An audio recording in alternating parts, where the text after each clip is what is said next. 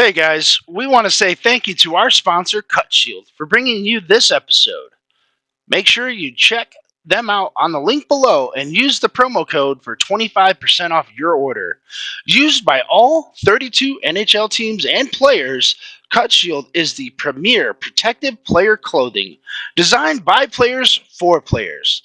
Their innovative cut resistant clothing has prevented serious injury to numerous players, including over 30 NHL players. Cut Shield gives you the peace of mind to go out and play without worrying about injury.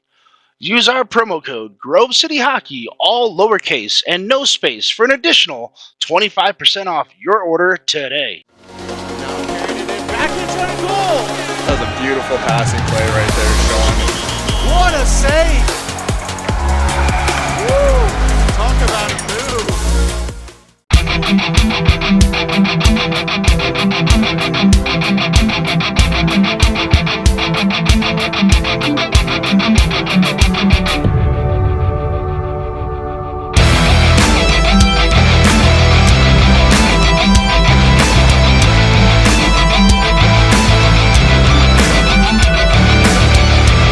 Welcome to another exciting edition to Grove City Hockey Presents Hockey in our neck of the woods, and you, sir, were a very talked about person towards the end.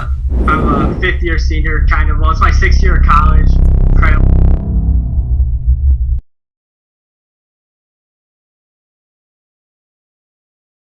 Welcome to GCH Podcast. I'm your host, Ben W. Stock, and with me is a very special guest calling us all the way from California. We've got Erick Meyers. Erick, how you doing, brother? I'm doing great. How you doing, Ben? Oh, man, fantastic. Talk about Rose Bowl hockey, Narch Finals, which is currently going on right now. Yep. The pro division starts, I think, tomorrow, right? I believe so, yeah. Yeah. We had a couple of guys on that, that are participating in Narch Final Pro. So we're excited for that. So tell us a little bit about Erick Meyers and how you came into the sport of hockey and roller hockey, that is, as well. Okay. We could start from the beginning. Grew up in Southern California. I live in Chino Hills now. I've lived here for about, I want to say maybe probably 25 years now. And my parents, they met and they were big fans of hockey. My dad never grew up playing hockey. He was big into surfing. That's his thing. He loved surfing, and he always wanted to play hockey, just never had the opportunity to. So he's a diehard Kings fan. Same with my mom. So he told her, when we have kids, I'd like them to play hockey. So my older brother, he's 3 years older than me, he got on the ice. And then when I was born, about 3, they put me on the ice. And then ever since then, it just kind of took off. And we, big shout out to my parents for having 2 sons that, got to play travel ice hockey and go all over, because I know sacrifices they made were probably pretty crazy at the time. And couldn't be more thankful for it. So played out here for a lot of the youth clubs for travel hockey, and about maybe, I think I was like a peewee. That's when I'd get into roller hockey, but I'd only be able to play roller hockey in like summertime. So it was like whatever Pacific Cup or Narch was going on, just because ice was kind of the priority at the time. And I get it. My parents, they're spending a lot of money and we're traveling all over for this. So it's like kind of just wanted us to focus on one thing. And as I got older, I noticed kind of the writing on the wall. My older brother, he played juniors in Canada. He played on the East Coast. And I knew just my size kind of hindered me at the time. So when I was looking at juniors, this is about 2007, 2008. So I'm about 5'7", 150 pounds. So at that time, the game was a lot more physical, And so instead of me going off to play juniors, I kind of just, I stepped away from the game for quite a while. I didn't get back into it until maybe 2011, and it was kind of by accident. And it was roller hockey that found me. I had some buddies that I was skateboarding with a lot,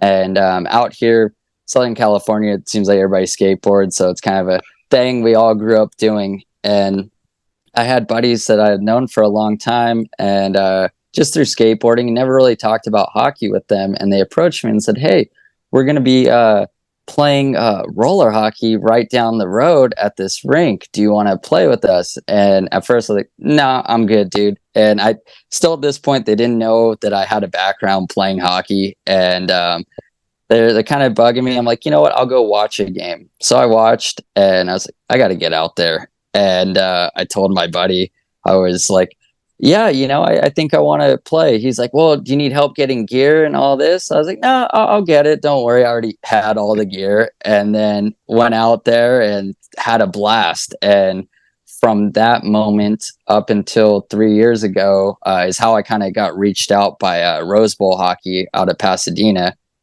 Dave Cartwright, which is the captain of the team I play for, I was battling with him for years, and then he kind of asked me, "Hey, do you play competitive at all?" I was like, "Well, I used to." And he's like, "How about you jump on with us at a tournament in West Covina called the West Covina Cup?" And Okay. played with them, and had a blast, fell in love again. It was so cool to compete again. I think we got second that first tournament, and I caught the bug again, and Yeah. it's been awesome. Yeah, it's one of those things that once you take a moment to step back, and then you get a chance to get back into it, and then you're just like, "This is I don't know why I stepped away," Oh yeah. But sometimes you need those mental breaks. Like I remember hunting, in my youth, and then I took a step back once my playing career took off, and then once I went to Africa to coach, they were just like, "All right, well, come on out to the farm and we'll go do some hunting." So it's like you were hunting every other weekend or every weekend that wasn't a tournament, and it just reinvigorates the soul, in a different way than most people realize, So that's pretty cool. So tell us a little bit about Rose Bowl hockey, based out of Pasadena. You just said. Yeah. And how they came about. I've been following them for probably about 15 years, I want to say. It could be a little less than that. But I do remember them being around for quite some time. So yeah, give us a little tidbit on Rose Bowl. Yeah, so Rose Bowl hockey originated in the parking lot of the Rose Bowl. So it was just kind of just pick up street hockey games with like kind of smaller nets and kind of just everybody getting out there having a good time. And Brian, the guy that organizes everything with Rose Bowl, he does all the live streams, whether it be for youth divisions all the way up to the adults with us. He goes out there, he regulates, gets everybody's organized and all that. And he just decided that, hey, let's take a crack at joining some of these tournaments and, trying to get competitive. And so originally it just started as street hockey, and it grew into something that kind of, it's taken a pretty big name now in the hockey world, especially in Southern California. So it's crazy to see how far it's come in just the small time I've been with them. Yeah, no, it was really cool. So like I'm from Michigan, so we have that Big Ten, championship, winner gets to go to the Rose Bowl to take on the Pac-10. So I thought that was kind of cool. I know my uncle was out that way when Wisconsin was the Rose Bowl champions. Was it 94, 95 or something like that? It could have even been like 97 at the latest. And he was telling me, he's like, "Man, there's some people playing hockey out that way, Benny." And I was just like, "No way." So I had to like check it out a little bit. So, but yeah, so it's pretty cool, And then now you guys are playing in Narch finals. How many teams do you guys have? Do you guys have participating in Narch finals? If you know the number. Narch finals, I don't know offhand. I've been watching some of the live streams. I know for us in the men's division for the silver, we had 3 teams. So we had RBH Dynasty, which is kind of the guys that started the tournament scene maybe 3 years ago, and then we have our RBH Blue Squad, and then we have a new team that has emerged called RBH Reapers. So we had 3 teams competing, and as well as I know we had a 16U team playing the last couple of days, a 12U, and I believe a 10U playing. Oh, nice. That's awesome. That's really cool to see how just the start of, hey, we're going to go play some pickup hockey in the local, parking lot has now evolved into, what you guys are producing out there, it's really cool. Oh yeah, it's wild, and it's so cool because I go to these tournaments and I see guys that I knew when I was 9, 10 years old playing ice hockey with them, and it just shows me how tight knit the hockey community is, and now I see friends that are having their kids play at Norwich, and it's just a real trip to kind of see.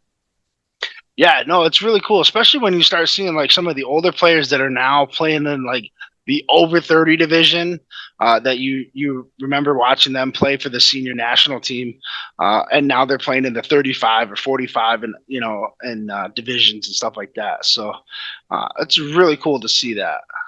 Yeah, I was just actually watching 30 and over play Saturday, and it's even that division is gnarly. It seems like the pro teams that maybe don't have a spot for the roster, they throw a 30 and over, and it's a really fast competitive game now. So it seems like I'm 30, I'll be 33 next month, and it's like we've talked, should we jump to 30 and over? I'm like, well, let's just stay at silver now, and maybe we'll ride it out, and maybe we'll go to 40 and over, when that time comes. Yeah, it's one of those ones you're just not sure what you want to do until you have to do it.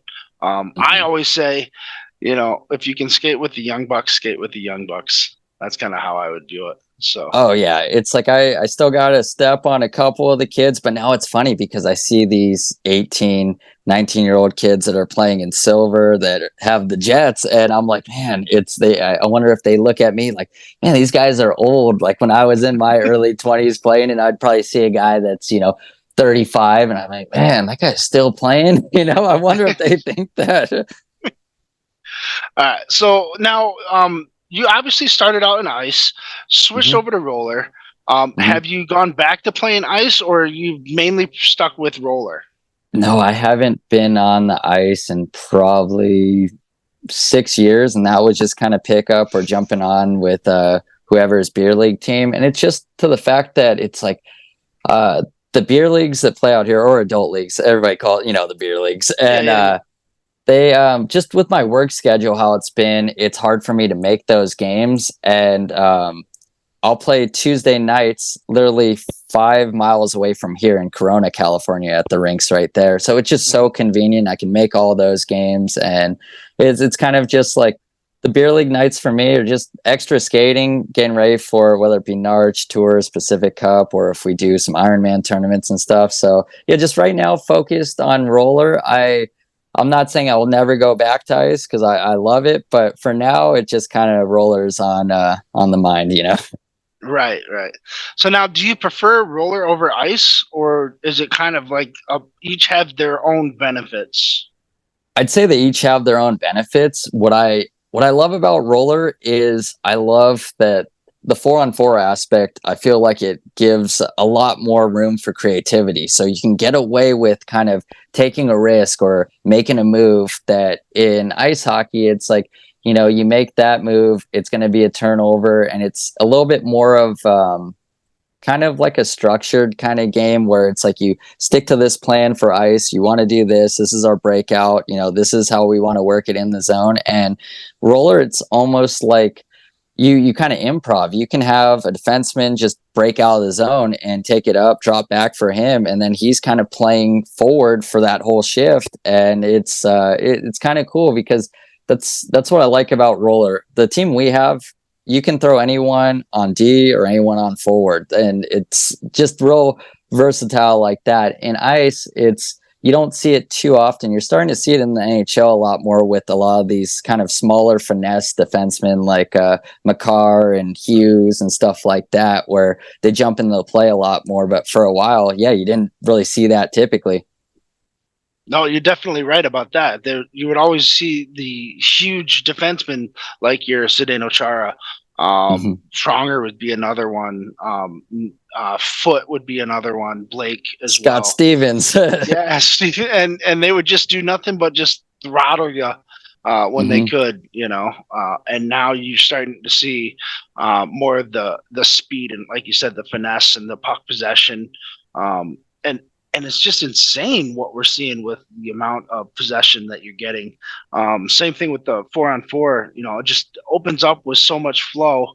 And it's nice to be able to have a team where you can have, doesn't matter what position you play, because you guys can play every position. So it's nice to have that option to just keep that spin cycle going, and the agitation with, play your teammates going, just crisscrossing and doing everything they can to create those open lanes for you guys to put the puck in the net. So Definitely. And I guess the only drawback with roller is just kind of the skating. Like, it's you can stop, pretty quickly, but that's what I love so much about ice. You can stop and then just stride and go the other way. Roller, it's like a power slide a little bit. Like, you kind of you can stop, but you kind of have to be a little bit more calculated with it. That's kind of like the only drawback with roller. But with the wheels I've been using the Rink Rat Tricksters for about maybe the last 2 years, and they grip so well. And thankfully, we just got a sponsorship with them, so we're getting hooked up with those. And even before we were sponsored by them, I was using them because it gave me the closest kind of ice feel that I remember. Just kind of just stop, and then I can just kind of dig in and jam out. Yeah, that was the one thing I remember. That I guess I took to heart when I was trying to stop, like with ice hockey style, was I just equated to skiing. I had to put that outside pressure, on that outside leg, not the inside leg. And with ice, it's the opposite. You want to go that inside step, kind of lifting up the forward leg up a little bit, and want to do it the opposite. So it's one of those things where it takes a minute to get used to it, but once you get it down, it's like, whoa, that changes the game to everything. Oh yeah, definitely. So. And I would think, like, just growing up playing so much, my kind of attributes out there are my speed. I'm not a very big guy, like I said before, so it's like my option is, I can get away with kind of doing a move, but mostly I want to beat you outside and just use the skating ability. And it's cool that I can utilize that from ice to roller, and it crosses over pretty well. Cool. So now tell us your favorite hockey memory or moment. What's the one thing that when you were away from the sport for a little bit and you came back, what was that moment that you were just like, this is what I want to do? Well, I can answer that, but I have a moment that kind of changed my life forever with hockey, and it happened in 99 or 2000. So I was playing ice hockey. I was a mite. I think I was a mite. Yeah, I don't think we were squirts yet. So we had a tournament all the way in Middlesex, Massachusetts. So we had gone over other side there. Of the state, yeah. Yeah, and actually, I think it was we had a tournament in, I think, Quincy. Is that a place over there? I want to Quincy, Massachusetts. Yep. Yeah, so that's where it was. So we played that tournament, and it was kind of funny because we went over there playing out of Riverside, and we were the Riverside Jets. So our uniforms were yellow and black like the Bruins, but we had a jet in the middle. So it was kind of cool to be out there wearing Bruins colors. I remember winning that tournament, and we did it pretty easily. But then a team from Middlesex, Massachusetts, I guess they were the state champions the year prior, and they wanted to set up an exhibition game. So we went out there, and I remember it was after the tournament was over, we went out maybe the next day at nighttime, went to their rink, and they were playing under they weren't playing under USA hockey rules. They were playing under like international rules where at mites they were able to check and like take slap shots, and we were not used to that at all. So I remember the first period they came out and they're hitting us, and we were just like, whoa, we're not used to this at all. Like because out here under USA hockey at the time, it was you weren't able to hit and take slap shots till pee-wee, so around 12, 13 years old. Yep. And so these kids are kind of running us over, and they got a quick jump. I think they're up 2-0. After the first period, we start getting in the groove. I think we tied it up, and then third period starts. We got the lead. So we're like, hey, we're all kind of small little kids at this time. We're like, they're not that much bigger than us or whatever. And we got the lead. And so I remember I was out there, and a buddy of mine, Jonathan, had got hit from behind, and mayhem broke up. It was just like 9-year-olds everywhere fighting with each other. And when I watched the video, the refs, they probably were maybe 15, 18 years old. There was 2 of them. So they're trying to break up kids. And there was a bigger kid on the other team, and he comes and punches me in the cage, and wires crossed for me. I throw my stick, and ref grabs me. He's skating back to the bench, and for some reason I was just gonna sucker punch this kid. So I get away from the ref, and his dad stepped out on the ice and actually socked me like in the shoulder. And it's all on tape. And this was around the time that Donald Brashear had got slashed by Marty McSorley in the head. Yep. Yeah. So, that was a nasty two-hander. Yeah. So that had happened, and like I said, we were wearing the Boston colors, so they would run his story and my story at the same time. So it was all over the news before we knew it. And then, I remember that. I actually remember seeing that video. That was me. Yes, that's awesome. So I was like, when you're asking about the memory, I was like, well, I can tell you one that really altered my life. And so after that, it was on Real TV. You got to see this, Maximum Exposure, MTV News did all these interviews as a little kid, and it was wild. And I remember we flew back to California, and there was another interview that was set up. Didn't want to do it at all. I was done. I don't know if I was embarrassed or scared or whatever. I just didn't want to do the interviews anymore. I just wanted it all to go away. I look back at it now, and I laugh at it now. It didn't kill me, it happened. And but that guy is like an adult hit a kid. Yeah. And like, who does that? Oh yeah. And I guess the guy maybe wasn't all there, because when we had got into like kind of legal stuff with him, it turns out that he was, I think, banned from Little League. I think he like hit a kid with a clothes hanger or something. So whatever this guy's issues were, they were pretty severe if he's taking it out on kids, Right. Yeah, that's crazy. Yeah, I'll have to send you the clip after this is all done, For sure. Yeah, we'll incorporate it into the episode. Man, that's awesome. Nuts, yeah, so that one stands out for sure. Like, I still have people, whether it be at Winter Nationals, I saw a buddy of mine, and he was with his buddies, and I'm always introduced, this was the kid that got hit in Boston. And so it still gets brought up all these years later. It's pretty funny. That's amazing. Yeah. Cool. Well, that's going to do it for this episode of GCH Podcast. Eric, I want to thank you for taking the time. We'll definitely get you guys back on to talk more about Rose Bowl hockey. You guys didn't do too well with Narch Finals, but there's always there's another. You guys doing State Wars? We're not going to do State Wars. We'll be at Winter Nationals, and then I think we have a couple Ironman tournaments, which are always just fun to get everybody out there, do a little 4-on-4 the whole game.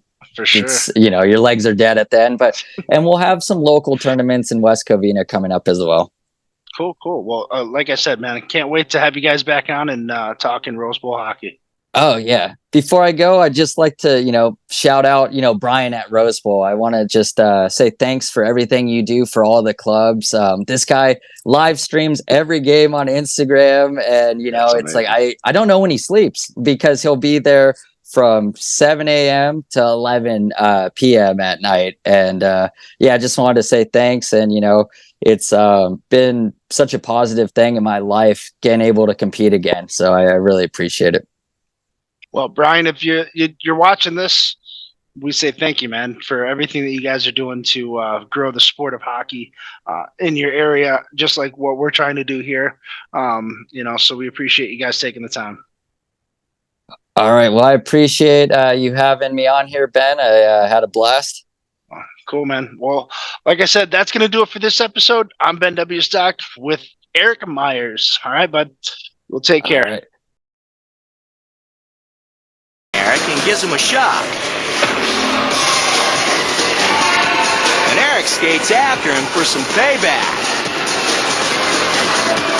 Bam! A big dude slugs him. No doubt going for Hockey Dad of the Year. Erick goes after 88. The dad drops him with an excellent right cross. But look closer. Erick's meaning to blindside 88.